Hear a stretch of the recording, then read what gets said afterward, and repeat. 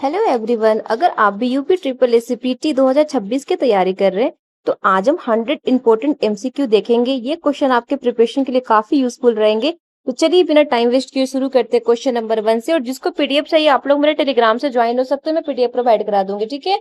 और ये ऑलमोस्ट सारे रिपीटेड क्वेश्चन है जो कि एग्जाम में पूछे गए। आप लोग यहाँ पे देख सकते हो कि यूपीएससी ट्रिपल एस सीपीटी 2021 में पूछा गया क्वेश्चन है, ठीक है। तो चलिए हमारा स्टार्ट होता है प्रश्न नंबर 1 से। पहला क्वेश्चन देखो, हड़प्पा सभ्यता के किस स्थल से विशाल स्नानागार यानी कि ग्रेट बाथ के साक्ष्य प्राप्त हुए हैं? तो बच्चों यहाँ पे हमारा आंसर हो जाएगा मोहनजोदड़ो, ठीक है। मोहनजोदड़ो से खुदाई में एक विशाल स्नानागार मिला है जो सार्वजनिक धार्मिक अनुष्ठानों के प्रयोग के लिए माना जाता था, ठीक है। तो आंसर हो जाएगा ऑप्शन नंबर बी मोहनजोदड़ो। चलिए आगे बढ़ते क्वेश्चन नंबर देखते हैं सेकंड। देखो ये भी क्वेश्चन पूछा गया यूपी ट्रिपल एस पीटी 2022 का क्वेश्चन है, ठीक है। तो देखो ये आ सकता है, ये क्वेश्चन बहुत ज्यादा इंपॉर्टेंट है। सिंधु घाटी सभ्यता का प्रसिद्ध जो बंदरगाह है, बंदरगाह नगर लोथल है, वो वर्तमान में किस राज्य में है? तो आपको पता होना चाहिए कि गुजरात में। कहाँ पे है? वर्तमान के गुजरात में, ठीक है।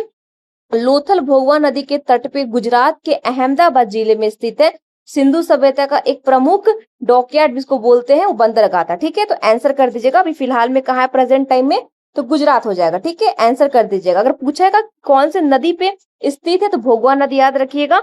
चलिए आगे बढ़ते हैं और क्वेश्चन नंबर यहाँ पे हमारा 3 देख लेते हैं। और थोड़ा मैं जूम इन कर देती हूँ ताकि आपको अच्छे से क्वेश्चन दिखे। चलिए आते हैं क्वेश्चन नंबर 3 के साथ में। हड़प्पा सभ्यता के किस स्थल से जूते हुए खेत के साक्ष्य मिले थे? तो आंसर हो जाएगा ऑप्शन नंबर सी कालीबंगा, ठीक है। कालीबंगा से क्या मिले थे? जूते हुए खेत के साक्ष्य मिले थे। आंसर कर दीजिएगा ऑप्शन नंबर टी, ठीक है। राजस्थान के हनुमानगढ़ जिले में, कहाँ पे? राजस्थान के हनुमानगढ़ जिला है, वहां पे स्थित कालीबंगा में जूते हुए खेत के साक्ष्य मिले थे, याद रखिएगा। चलिए आगे बढ़ते हैं क्वेश्चन नंबर देखते हैं 3। यहाँ 4 हो गया हमारा। सिंधु घाटी सभ्यता के किस नगर को 3 भागों में, दुर्ग, मध्य नगर और निचला नगर में विभाजित पाया गया है? तो आंसर हो जाएगा ऑप्शन नंबर बी धोलावीरा, ठीक है। धोलावीरा हो जाएगा। धोलावीरा गुजरात कच्छ के क्षेत्र में धोलावीरा एकमात्र ऐसा हड़प्पा कालीन नगर था जो 3 विशिष्ट भागों में बांटा हुआ था। क्या हो जाएगा? गुजरात के कच्छ जिले में, याद रखिएगा, गुजरात के कच्छ क्षेत्र में स्थित धोलावीरा एकमात्र ऐसा हड़प्पा कालीन नगर था जिसमें 3 विशिष्ट भागों में बांटा गया था। वो 3 विशिष्ट भाग यहाँ पे आप लोग देख लीजिएगा। चलिए आगे बढ़ते हैं क्वेश्चन नंबर 5 पे बढ़ते हैं। क्या पूछता है? सिंधु घाटी सभ्यता के लोग किस धातु से परिचित नहीं थे, यानी कि उनको कौन से धातु का उस टाइम आइडिया नहीं था, ज्ञान नहीं था। ध्यान रखिएगा यहाँ पे कि सिंधु सभ्यता कांस्य युगनी सभ्यता थी, आपको पता है। और यहाँ के निवासी तांबा, कांसा, सोना, चांदी से परिचित थे, किंतु वो लोहे से परिचित नहीं थे। लोहा, आयरन का ज्ञान उनको उनके पास नहीं था। आयरन से वो परिचित नहीं थे, लोहा से वो परिचित नहीं थे सिंधु घाटी सभ्यता के लोग, ठीक है। किंतु लोहा की खोज उत्तर वैदिक काल में हुई थी। कौन से काल में? उत्तर वैदिक काल में लोहा की खोज हुई थी। और ये जो सिंधु घाटी सभ्यता के लोग थे, ये लोहा के बारे में कुछ नहीं जानते थे। उनको सोना, चांदी, कांसा ये सब के बारे में पता था, लेकिन आयरन के बारे में, लोहा के बारे में इन लोग को कुछ नहीं पता था। क्योंकि जो लोहा का खोज हुआ था, ठीक है, वो कब हुआ था? वैदिक काल से। तो आंसर ऑप्शन नंबर डी हो जाएगा कि इनको लोहा का ज्ञान नहीं था, ध्यान रखिएगा। चलिए आगे बढ़ते हैं क्वेश्चन नंबर 6 के साथ में। कांस्य से निर्मित नर्तकी की प्रसिद्ध मूर्ति किस हड़प्पा कालीन स्थल से प्राप्त हुई थी? तो ये जो ब्रोंज डांस इसको बोलते हैं, तो मोहनजोदड़ो से लुप्त जो मोम लोस्ट वैक्स की तंगनी दोहराई गई, बनाई गई एक नग्न नर्तकी की एक प्रसिद्ध कांस्य प्रतिमा मिली थी। तो कहाँ से मिली थी? तो ये मोहनजोदड़ो से मिली थी, याद रखिएगा। चलिए आगे बढ़ते हैं क्वेश्चन नंबर यहाँ पे 7 के साथ में। क्या पूछता है कि हड़प्पा सभ्यता की खोज सर्वप्रथम किस वर्ष में और किसके द्वारा की गई थी? यानी कि आपको ईयर और किनके द्वारा की गई थी, इस क्वेश्चन का दोनों में आंसर आपको मिल जाएगा। तो ध्यान रखिएगा कि 1921 में, कब? 1921 में, 1921 ईस्वी में दयाराम साहनी के द्वारा हड़प्पा सभ्यता की खोज किया गया था, ठीक है। किसके द्वारा हड़प्पा सभ्यता की खोज? तो यहाँ पे दयाराम साहनी। और कब? तो 1921 में। ध्यान रखना, बहुत इंपॉर्टेंट ये क्वेश्चन है। चलिए आगे बढ़ते क्वेश्चन नंबर यहाँ पे 8 देख लेते हैं। सिंधु घाटी सभ्यता की मुख्य लिपि किस प्रकार की थी? किस प्रकार की थी? देखो यहाँ पे सिंधु लिपि चित्र एवं प्रतीकों पर आधारित भाव चित्रात्मक लिपि थी, जो दाईं से बाईं ओर लिखी जाती थी। और इसे अभी तक पढ़ा ही नहीं जा सकता। और कि कहाँ से कहाँ तक?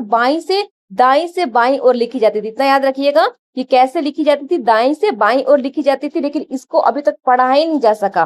तो यहाँ पे हमारा आंसर हो जाएगा भाव चित्रात्मक, ठीक है। आंसर कर लीजिएगा ऑप्शन नंबर सी। चलिए आगे बढ़ते क्वेश्चन नंबर 9 के साथ में।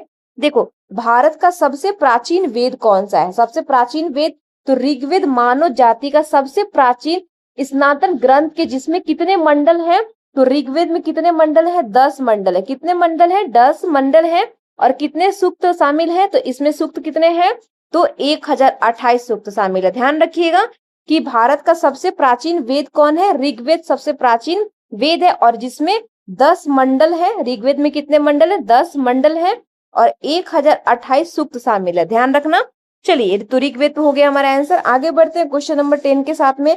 गायत्री मंत्र का उल्लेख ऋग्वेद के किस मंडल में किया गया है? जैसे मैंने आपको बताया कि 10 मंडल हैं, तो उन मंडलों में से किस मंडल में गायत्री मंत्र का उल्लेख है? तो देखिए, बहुत ये क्वेश्चन इंपॉर्टेंट है, ध्यान रखिएगा कि ऋग्वेद के तीसरे मंडल की रचना जो महर्षि विश्वामित्र ने की थी, जिसमें सूर्य देव यानी कि सविता को समाप्ति प्रसिद्ध गायत्री मंत्र का वर्णित है, तो कितने मंडल में? तो तीसरे मंडल में। ऑप्शन नंबर बी करेक्ट कर लीजिए। गायत्री मंत्र के तीसरे मंडल में क्या है?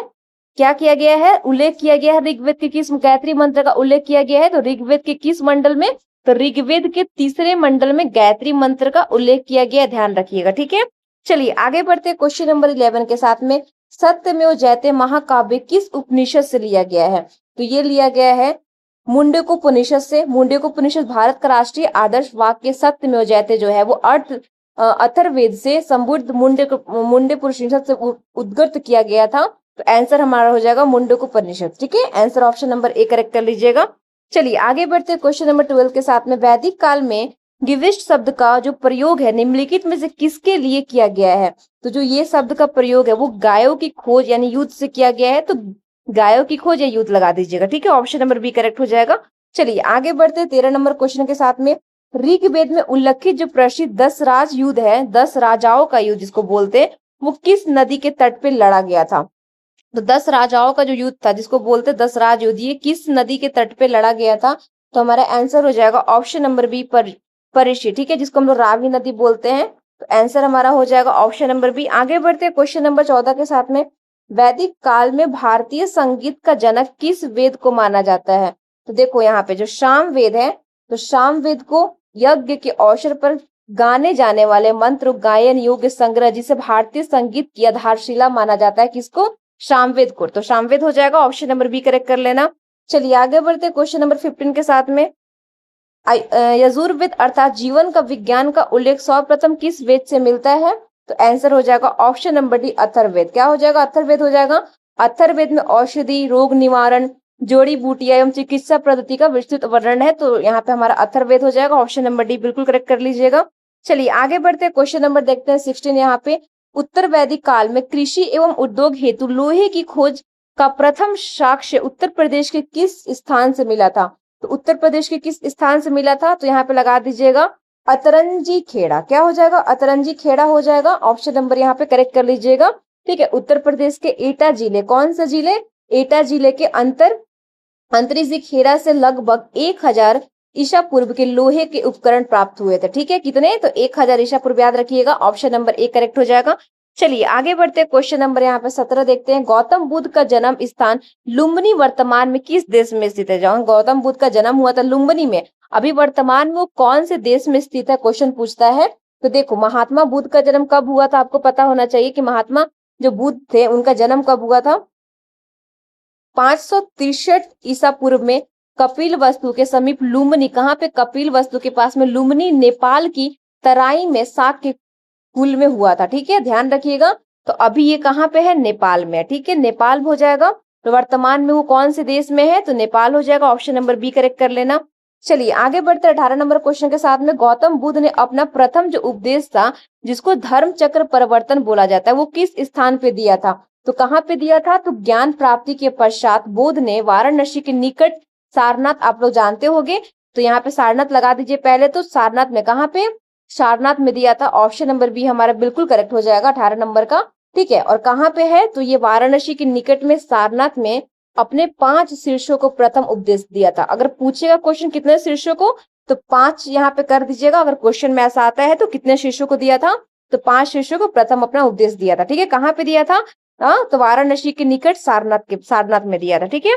और इनका जो उपदेश था, प्रथम उपदेश था, उसको क्या बोलते हैं? धर्म चक्र प्रवर्तन बोलते हैं। चलिए आगे बढ़ते हैं क्वेश्चन नंबर 19 के साथ में। गौतम बुद्ध को किस नदी के तट पर एवं किस वृक्ष के नीचे ज्ञान प्राप्ति संबोधि हुई थी? कब, कौन से वृक्ष, उसका वृक्ष का नाम क्या है? तो बहुत इंपॉर्टेंट क्वेश्चन है, तो आंसर कर लीजिएगा, निरंजना नदी और पीपल वृक्ष। कौन से वृक्ष?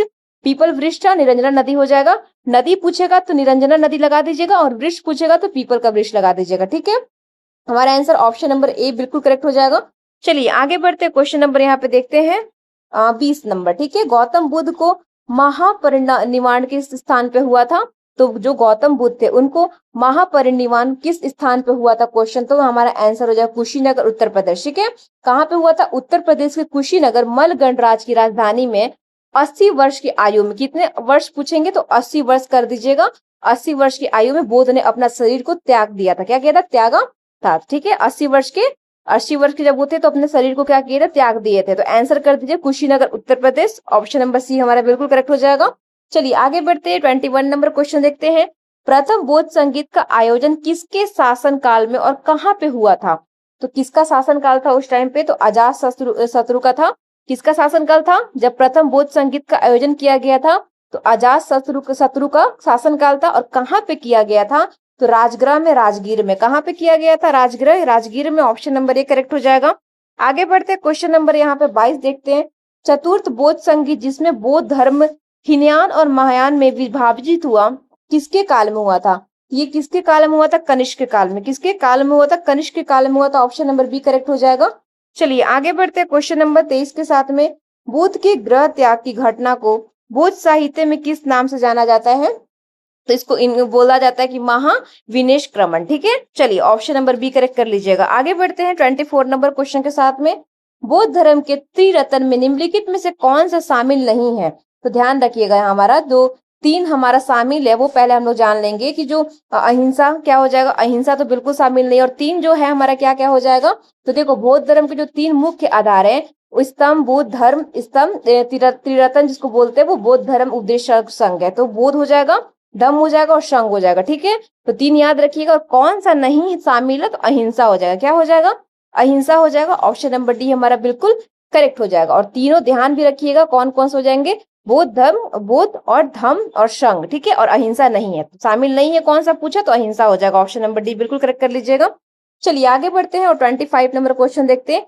जैन धर्म के 24वें एवं अंतिम तीर्थकर वर्धमान महावीर का जन्म कहाँ हुआ था? अगर वो लास्ट अंतिम पूछे, 24वें पूछे, उनका नाम कौन सा था? अगर ये पूछा जाएगा तो महावीर स्वामी हो जाएगा। ठीक है, चलिए तो क्या पूछता है क्वेश्चन कि जैन धर्म के 24वें एवं अंतिम तीर्थकर जो थे वर्धमान महावीर का जन्म कहाँ पे हुआ था?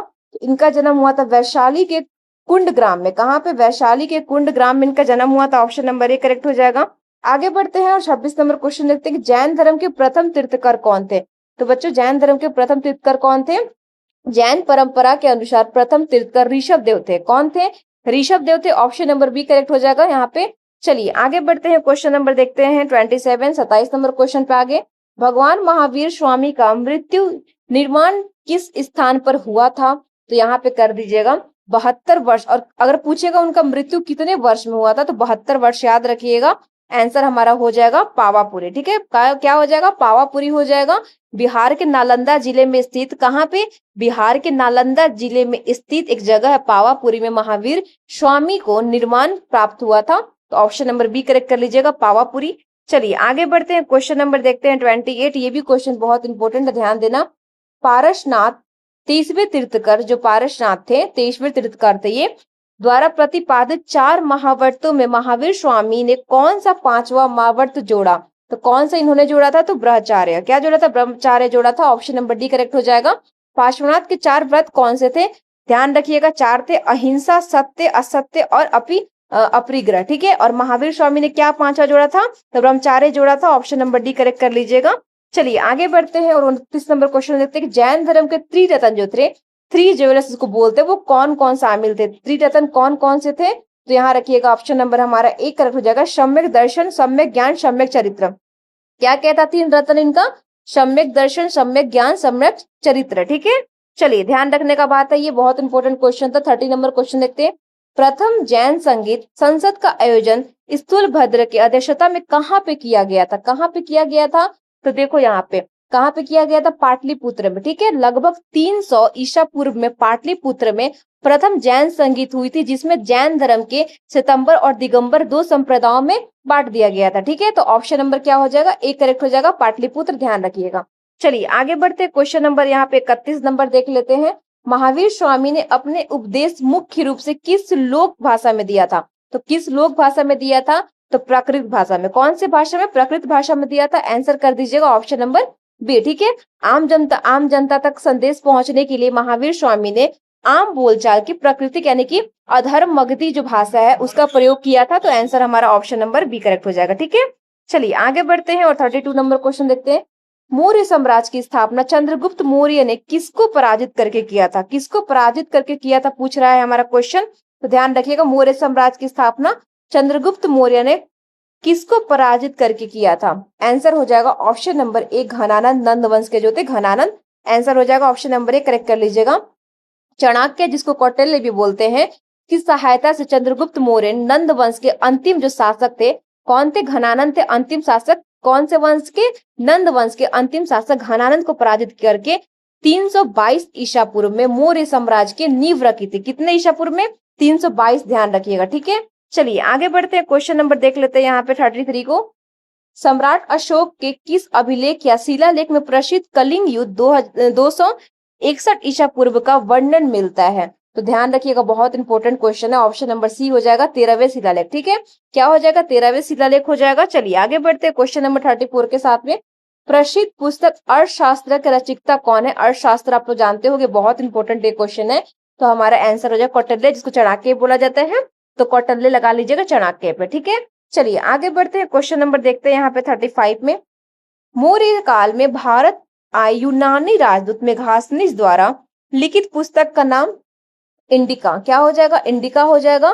तो सेल्यूकस निकेटन के राजदूत की मेगास्थनीज ने पाटलिपुत्र एवं मौर्यकालीन प्रशासनिक व्यवस्था का वर्णन अपनी पुस्तक इंडिका में किया था, ठीक है। किसमें किया था? इंडिका में किया था, ध्यान रखिएगा। ऑप्शन नंबर एक करेक्ट हो जाएगा हमारा, इंडिका, ठीक है। चलिए आते हैं क्वेश्चन नंबर 36 के साथ में।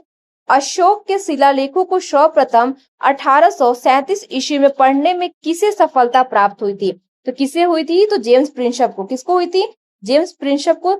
ऑप्शन नंबर ए करेक्ट कर लीजिएगा। चलिए आगे बढ़ते हैं 37 नंबर क्वेश्चन के साथ में। सारनाथ स्थित सिंह चतुर्मुख स्तंभ राष्ट्रीय प्रतीक का निर्माण किस मौर्य शासक ने करवाया था?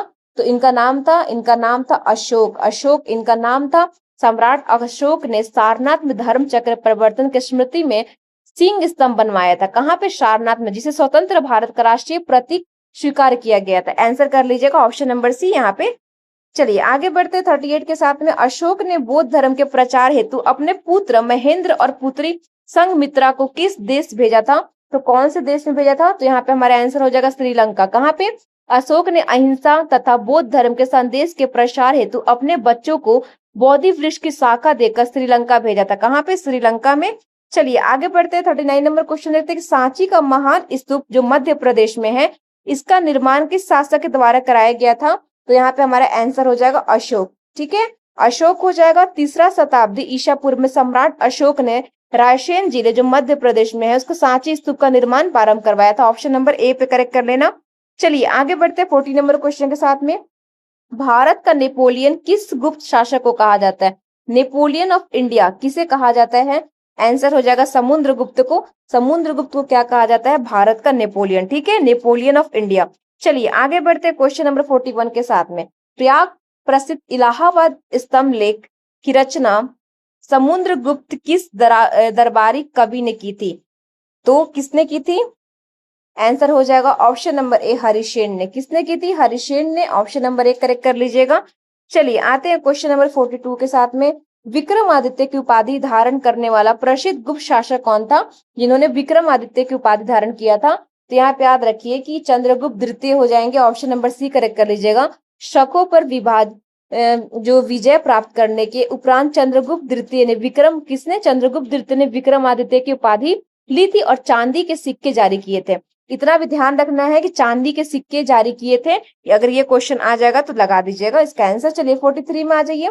प्रसिद्ध चीनी यात्री स्फाहियान किस गुप्त राज्य के शासन काल में भारत आया था? ये चंद्रगुप्त द्वितीय, जिसको अपना विक्रमादित्य भी बोलते हैं, तो ऑप्शन नंबर सी हो जाएगा चंद्रगुप्त द्वितीय विक्रमादित्य। ठीक है, चलिए आगे बढ़ते हैं, क्वेश्चन नंबर देखते हैं 44 को। नालंदा विश्वविद्यालय की स्थापना किस गुप्त शासक द्वारा किया गया था? तो आंसर हो जाएगा ऑप्शन नंबर 1 कुमारगुप्त प्रथम। कुमारगुप्त प्रथम, याद रखिएगा, बहुत इंपॉर्टेंट ये क्वेश्चन है। 5वीं शताब्दी में गुप्त सम्राट कुमारगुप्त प्रथम ने महेंद्र द्वितीय ने प्राचीन विश्व प्रसिद्ध जो नालंदा महाविहार की स्थापना की थी। ठीक है, ऑप्शन नंबर 1 करेक्ट कर लीजिएगा, कुमारगुप्त प्रथम। ठीक है, चलिए आ जाते हैं 45 नंबर क्वेश्चन के साथ में। भारत में गुप्त संवत 319 से 20 ईस्वी की शुरुआत करने का श्रेय किससे दिया जाता है? तो देखो चंद्रगुप्त प्रथम को दिया जाता है। किसको? चंद्रगुप्त प्रथम को। ऑप्शन नंबर करेक्ट कर लीजिएगा यहाँ पे बी। ठीक है, चलिए आगे बढ़ते हैं और 46 नंबर क्वेश्चन देते हैं। हुणों के आक्रमण से भारत की रक्षा करने वाला पराक्रमी गुप्त शासक कौन था? तो इनका नाम था स्कंदगुप्त। ठीक है, चलिए आगे बढ़ते हैं क्वेश्चन नंबर 47 के साथ में। कालिदास, धंतवरी और वराहिमिहिर जैसे नवरत्न किस राजा के दरबार की शोभा बढ़ाते थे? तो हो जाएगा चंद्रगुप्त द्वितीय विक्रमादित्य। ठीक है, ध्यान रखिएगा। चलिए आगे बढ़ते 48 नंबर क्वेश्चन देख लेते हैं।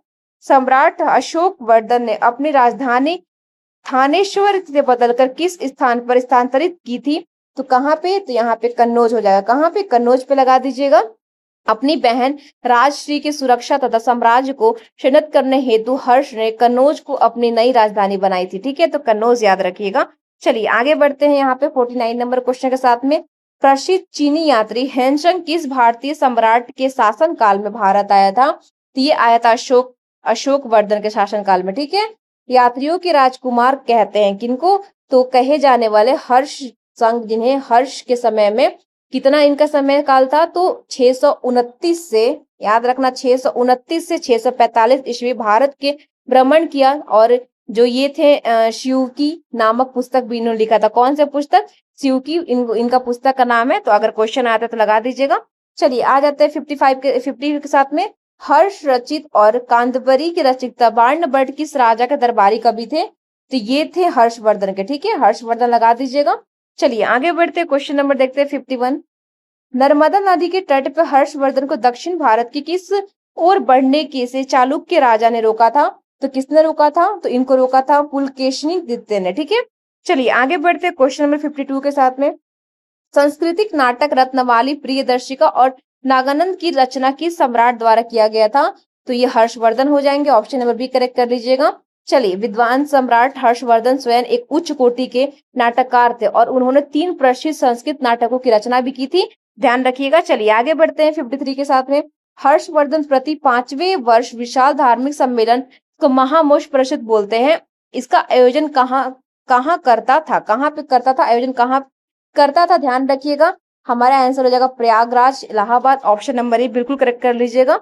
चलिए 54 के साथ आते हैं। हर्षवर्धन किस राजवंश से संबंधित शासक थे? तो ये हमारा आंसर हो जाएगा पुष्यभूति वर्धन वंश। ठीक है, कौन से वंश? वर्धन वंश हो जाएंगे। ऑप्शन नंबर 1 करेक्ट कर लेना। चलिए आते हैं 55 नंबर क्वेश्चन के साथ में। कन्नौज पे अधिकार स्थापित करने के लिए त्रिपक्षीय संघर्ष किन 3 राजवंशों के बीच हुआ था? वो 3 कौन से थे? तो ध्यान रखना, पाल, प्रतिहार और राष्ट्रकूट। ठीक है, ऑप्शन नंबर ए करेक्ट कर लीजिएगा। चलिए, पाल, प्रतिहार और राष्ट्रकूट 8वीं से 10वीं शताब्दी के मध्य उत्तर भारत के व्यापारिक केंद्र कन्नौज पे आधिपत्य के लिए इन तीनों शक्तियों ने संघर्ष हुआ था। इन तीनों शक्तियों के बीच में क्या हुआ था? संघर्ष हुआ था।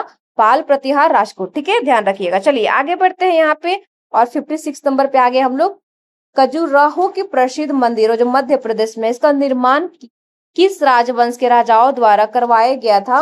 आंसर हो जाएगा ऑप्शन नंबर ए चंदेल शासक। ठीक है, चलिए आगे बढ़ते हैं 57 के साथ में। पृथ्वीराज रसो नामक प्रसिद्ध महाकाव्य की रचना किसने की थी? आंसर हो जाएगा चंद्रबरदाई। कौन ने किया था?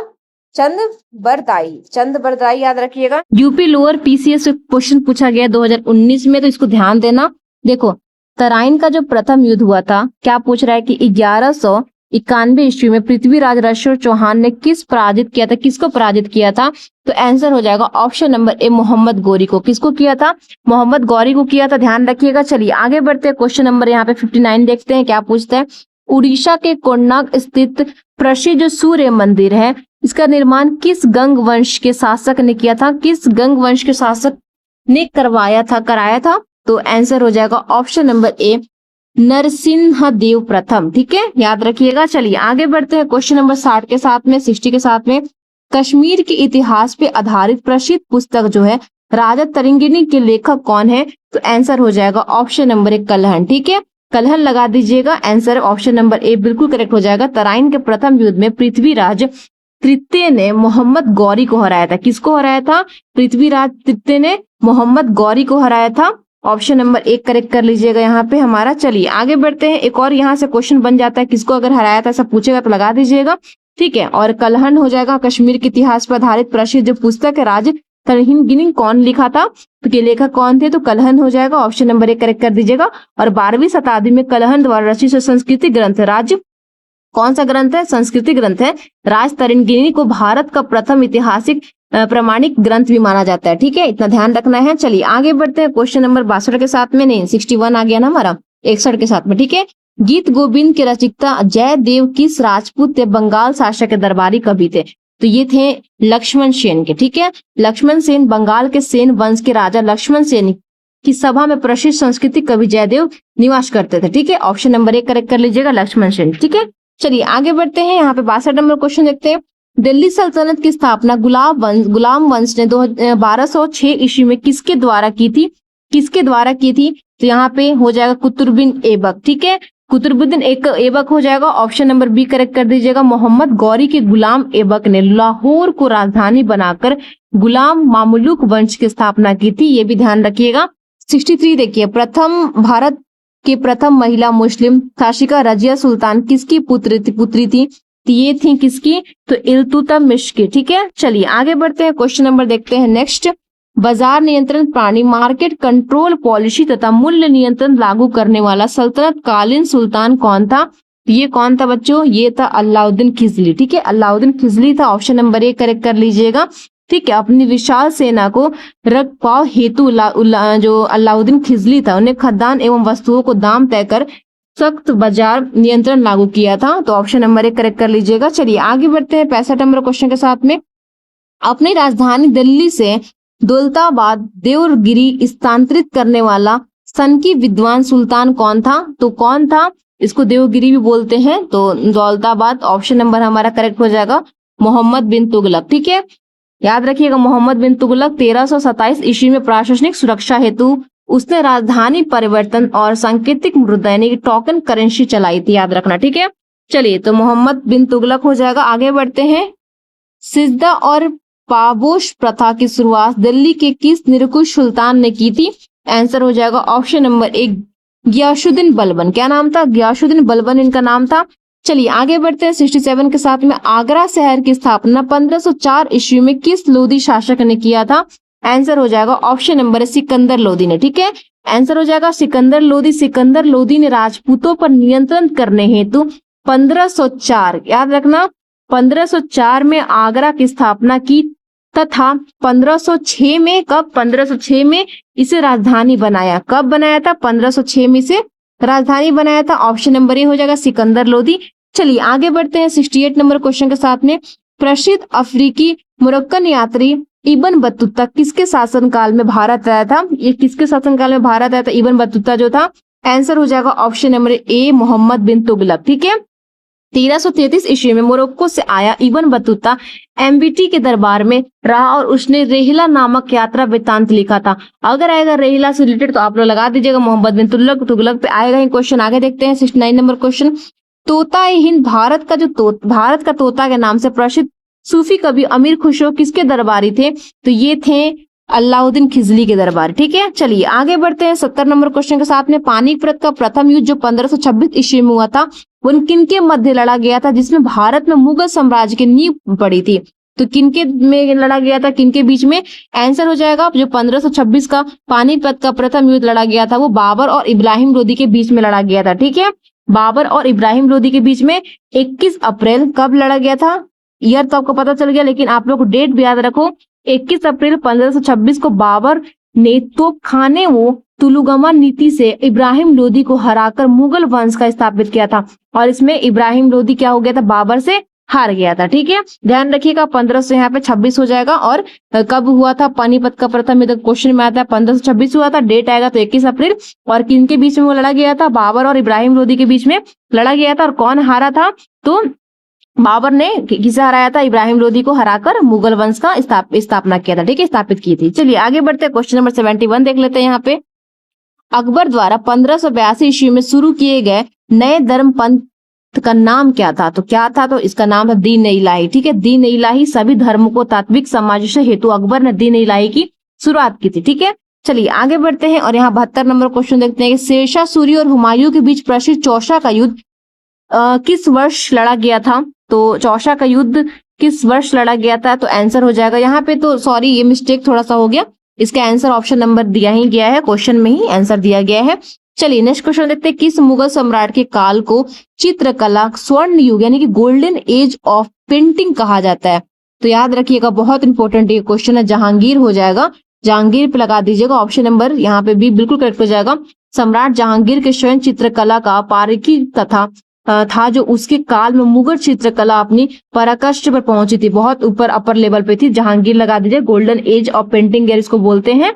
चलिए आगे बढ़ते हैं, क्वेश्चन नंबर देखते हैं यहाँ पे 72, वास्तुकला का स्वर्ण काल गोल्डन एज ऑफ आर्किटेक्चर किस मुगल काल के शासन काल को माना जाता है, हमारा आंसर हो जाएगा शाहजहां। ठीक है, शाहजहां ने ताजमहल, दिल्ली का लाल किला, जामा मस्जिद तथा मयूर सिंहासन तख्त जिसको बोलते तख्त ए ताउस का निर्माण करवाया था, किसने, शाहजहां ने, ऑप्शन नंबर 1 करेक्ट कर दीजिएगा। चलिए आज ये 75 के साथ में जिंदा पीर किस नाम से किस कट्टर मुगल सम्राट को जाना जाता है, तो किसे, तो औरंगजेब को। ठीक है, अपने सादगीपूर्ण जीवन, कुरान के नियमों का पालन करने तथा व्यक्तिगत खर्च स्वयं उठाने के कारण औरंगजेब को जिंदा पीर कहा जाता था। ठीक है, क्या कहा जाता था, औरंगजेब को जिंदा पीर कहा जाता था। चलिए आगे बढ़ते हैं 76 के साथ में, अकबर के काल में भू राजस्व व्यवस्था का दशशाला प्राणी का जनक किसे माना जाता था, आंसर हो जाएगा राजा टोडरमल। ठीक है, चलिए आगे बढ़ते हैं 77 के साथ में, प्रसिद्ध हुमायूं का मकबरा दिल्ली में जो है वो वास्तुकार कौन थे, इसके वास्तुकार कौन थे, आंसर हो जाएगा मीरक मिर्जा गियाथ। ठीक है, चलिए आगे बढ़ते हैं यहाँ पे 78 के साथ में, छत्रपति शिवाजी महाराज राज्याभिषेक ईस्वी में किस किले में हुआ था, किस किले में हुआ था पूछ रहा है, तो आंसर हो जाएगा रायगढ़ का किला। ठीक है, रायगढ़ का किला हो जाएगा, ऑप्शन नंबर 1 करेक्ट कर लीजिएगा। चलिए आगे बढ़ते हैं क्वेश्चन नंबर 79 के साथ में, शिवाजी महाराज के प्रशासनिक मंत्री परिषद को किस नाम से जाना जाता है, तो इनको जानते हैं अष्टप्रधान, किसको, अष्टप्रधान, ऑप्शन नंबर 1 करेक्ट कर लीजिएगा। देखो शिवाजी प्रशासन में 8 मंत्रियों की प्रसिद्ध थी, जिसमें पेशवा, प्रधानमंत्री, अमात्य, सुमंत, सेनापति आदि शामिल थे, तो ऐसे हमारा 8 हो जाएगा। ठीक है, अगर पूछेगा तो लगा दीजिएगा अष्टप्रधान। ठीक है, चलिए आगे बढ़ते हैं 80 नंबर क्वेश्चन के साथ में, मराठा साम्राज्य में चौथ और सरदेशी मुखी क्या थे, तो ये क्या थे, ये कर थे, जिसको टैक्स बोलते हैं। चलिए टैक्सेस बोलते हैं। क्वेश्चन नंबर आ जाते हैं 81 पे, पानीपत का तृतीय युद्ध जो लड़ा गया था वो कब, 1761 ईस्वी में। मराठों को किसके बीच लड़ा गया था, मराठों और किन के बीच लड़ा गया था, तो ये लड़ा गया था अहमद शाह अब्दाली के बीच में। ठीक है, क्या नाम था, अहमद शाह और अब्दाली के बीच में लड़ा गया था, ऑप्शन नंबर यहाँ पे करेक्ट कर लीजिएगा। अगर डेट पूछेगा तो याद रखिएगा 14 जनवरी। ठीक है, 14 जनवरी याद रखिएगा, ऑप्शन नंबर 1 करेक्ट हो जाएगा। चलिए आगे बढ़ते हैं, क्वेश्चन नंबर देखते हैं 82 को, शिवाजी और जयसिंह के मध्य 1665 ईस्वी में प्रसिद्ध पुरंदर की संधि हुई, जयसिंह किस मुगल बादशाह को सेनापति थे, किसके थे, तो आंसर कर दीजिएगा ऑप्शन नंबर ए औरंगजेब। ठीक है, औरंगजेब के सूबेदार मिर्जा राजा जयसिंह ने शिवाजी को घेरकर पुरंदर की संधि करने पर विवश किया था, तो याद रखिएगा औरंगजेब हो जाएगा, ऑप्शन नंबर 1 करेक्ट कर दीजिएगा। 83 नंबर देखिए, किस पेशवा को लड़ाकू पेशवा और मराठा साम्राज्य का दूसरा संस्थापक माना जाता है, किसे माना जाता है, तो यहाँ पे बाजीराव प्रथम हो जाएंगे, ऑप्शन नंबर 1 करेक्ट कर दीजिएगा। बाजीराव प्रथम जो 1720 से 1740, याद रखिएगा 1720 से 1740 ने छापामार युद्ध नीति से दिल्ली तक मराठा ध्वज फहराया था। ठीक है, चलिए आगे बढ़ते हैं क्वेश्चन नंबर 84 के साथ में, छत्रपति शिवाजी महाराज का जन्म किस दुर्ग में हुआ था, इनका जन्म किस दुर्ग में हुआ था, याद रखिएगा ऑप्शन नंबर 1 करेक्ट हो जाएगा, शिवनेरी दुर्ग। ठीक है, शिवनेरी दुर्ग याद रखिएगा। जो शिवाजी का जन्म 19 फरवरी 1600 कितना 19 फेब 1630 को पुणे के पास स्थित शिवनेरी किले में शाहजी भोसले और जीजाबाई के घर हुआ था। ठीक है, याद रखिएगा इनका नाम भी। चलिए आगे बढ़ते हैं 85 नंबर क्वेश्चन के साथ में। प्लासी का प्रसिद्ध युद्ध में अंग्रेजों हर्बर्ट क्लाइव ने किस पराजित किया था, किसको पराजित किया था? तो ये सिराजुद्दौला जो बंगाल का नवाब था उनको किया था। चलिए आगे बढ़ते हैं 86 के साथ में। बक्सर का युद्ध जीतने के बाद 1765 इलाहाबाद की संधि द्वारा अंग्रेजों को कहाँ की दीवानी प्राप्त हुई थी? तो यहाँ रखिएगा बंगाल, बिहार और उड़ीसा के। ठीक है, कहाँ पे? बंगाल, बिहार और उड़ीसा। लॉर्ड क्लिवाइन ने मुगल सम्राट शाह आलम द्वितीय ने 3 क्षेत्रों में राजस्व यानी कि वसूली दीवानी का अधिकार लिया था। वो 3 जगह कहाँ कहाँ था? बंगाल, बिहार और उड़ीसा, ध्यान रखना। ठीक है, चलिए आ जाते हैं यहाँ पे 87 नंबर क्वेश्चन के साथ में। बहुत इंपॉर्टेंट ये क्वेश्चन है। ठीक है, 1857 के प्रथम स्वतंत्र संग्राम की शुरुआत 10 मई 1857 की किस स्थान से हुई थी शुरुआत इसकी? तो मेरठ, यूपी से। ऑप्शन नंबर 1 करेक्ट कर लीजिएगा। चलिए आगे बढ़ते हैं, क्वेश्चन नंबर 88 देख लेते हैं। 1857 की क्रांति के समय बैरकपुर छावनी में चर्बी वाले करतूत के विरोध में सर्वप्रथम गोली चलाने वाले अमर शहीद कौन थे? तो इनका नाम था मंगल पांडे। मंगल पांडे के बारे में आप लोग जानते होंगे, आंसर कर लीजिएगा। ऑप्शन नंबर 1 बिल्कुल करेक्ट हो जाएगा। देखो, 34वीं बंगाल नेटिव इन्फेंट्री के सैनिक मंगल पांडे ने 29 मार्च, ध्यान रखिएगा डेट अगर पूछेगा तो 29 मार्च 1800 कब 1857 के बैरकपुर में अंग्रेज के अधिकारी को गोली मारी थी। ऑप्शन नंबर 1 करेक्ट कर लीजिएगा, डेट भी याद रखिएगा। चलिए आते हैं नेक्स्ट क्वेश्चन के साथ में। 1857 के विद्रोह के समय भारत के गवर्नर जनरल कौन थे? तो गवर्नर जनरल थे उस टाइम लॉर्ड कैनिंग। ठीक है, लॉर्ड कैनिंग, ध्यान रखिएगा। ऑप्शन नंबर 1 बिल्कुल करेक्ट हो जाएगा। लॉर्ड कैनिंग क्रांति के समय भारत के अंतिम गवर्नर जनरल थे, ये भी याद रखिएगा। ठीक है, चलिए आगे बढ़ते हैं क्वेश्चन नंबर 19 के साथ में। 90 नंबर क्वेश्चन आ गया। 1857 के संग्राम में लखनऊ से विद्रोह का नेतृत्व किसने किया था? लखनऊ से कौन कर रहा था? अलग अलग जगह से अलग अलग कर रहे थे, जैसे बिहार के जगदीशपुर से कर रहे थे वीर कुंवर सिंह, वैसे ही हर जगह से सारे लोग कर रहे थे। तो यहाँ पूछता है कि लखनऊ से विद्रोह कौन कर रहा था? तो लखनऊ से बेगम हजरत महल कर रहे थे। ऑप्शन नंबर करेक्ट कर लीजिएगा। ठीक है, बेगम हजरत महल पे। चलिए आगे बढ़ते क्वेश्चन नंबर 91 देखते हैं। हड़प नीति व्यापक सिद्धांत जिसको बोलते हैं किस ब्रिटिश गवर्नर के जनरल द्वारा लागू किया गया था? आंसर हो जाएगा लॉर्ड डलहौजी। ठीक है, लॉर्ड डलहौजी याद रखिएगा।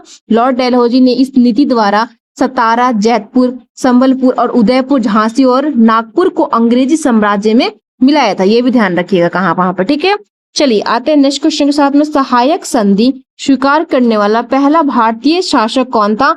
तो इनका नाम था हैदराबाद का निजाम। क्या था ये? हैदराबाद का निजाम थे। ऑप्शन नंबर 1 करेक्ट कर लीजिएगा।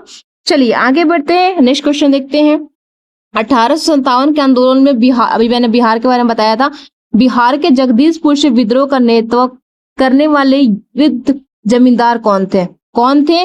उनका नाम था, बहुत प्रसिद्ध नाम है इनका। ऑप्शन नंबर हमारा 1 करेक्ट हो जाएगा, वीर कुंवर सिंह। कौन कर रहे थे? वीर कुंवर सिंह। 80 वर्ष की अवस्था में भी, 80 वर्ष उनका उस टाइम साल एज कितना हो रहा था? वो 80 वर्ष के थे। ठीक है, 80 ईयर के थे। 80 वर्ष की अवस्था में भी आरा जगदीशपुर से बापू कुंवर सिंह ने अंग्रेजों के दांत खट्टे कर दिए थे। याद रखिएगा, 80 साल के थे तब का बात है ये उनका। चलिए आते हैं नेक्स्ट क्वेश्चन के साथ में। 1857 की क्रांति का प्रतीक चिन्ह क्या निश्चित किया गया था? तो कौन सा चिन्ह? तो आंसर हो जाएगा कमल और रोटी। क्या होता है? कमल और रोटी। ऑप्शन नंबर 1 करेक्ट कर लीजिएगा। चलिए 95 नंबर क्वेश्चन देख लेते हैं कि भारत में स्थायी बंदोबस्त परमानेंट सेटलमेंट की शुरुआत किसके द्वारा की गई थी? ऑप्शन नंबर 1 हो जाएगा लॉर्ड कॉर्नवालिस के द्वारा शुरू की गई थी। आगे बढ़ते हैं 96 नंबर क्वेश्चन देखते हैं। धन के निष्कास यानी कि ड्रेन ऑफ वेल्थ का सिद्धांत सर्वप्रथम किसके द्वारा प्रतिपादित किया गया था? आंसर हो जाएगा ऑप्शन नंबर दादा भाई नौरोजी। ठीक है, दादा भाई नौरोजी हो जाएंगे। ऑप्शन नंबर 1 करेक्ट कर लीजिएगा। चलिए आगे बढ़ते हैं 97 के साथ में। भारत में सती प्रथा का उन्मूलन जो 1829 ईस्वी के गवर्नर जनरल के काल में राजा राम मोहन राय के प्रयासों से हुआ था, इनका नाम था लॉर्ड विलियम बेंटिंग। ठीक है, चलिए नेक्स्ट क्वेश्चन देख लेते हैं 98।